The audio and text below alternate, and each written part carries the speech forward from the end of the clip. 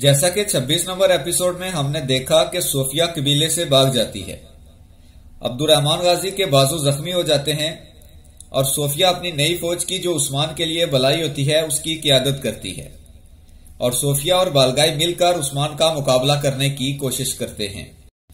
Episode number 27 में Bombay boron से पूछता है कि उस्मान किधर गया है, जिस पर बोरान कहता है कि वो सोफिया के पीछे गया है, जिस पर बॉम्बे कहता है कि हमारा बेटा मुश्किल में है, हमें उसके पीछे जाना होगा। इधर उस्मान उसी फौज का मुकाबला करता है जहां पर सोफिया भी मौजूद होती है। उस्मान सोफिया के सिपाहियों को एक मर्तबा मार देता है, लेकिन वो दोबारा उठ खड़े होते हैं, जिस पर उस्मान हैरान होता है और कहता है ये कैसे शैतान हैं।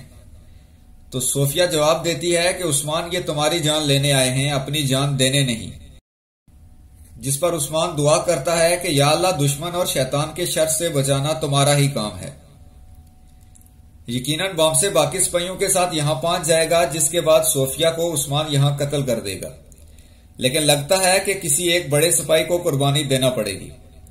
दूसरा ट्रेलर जो ही आएगा आप तक पहुंचाएंगे। शुक्रिया।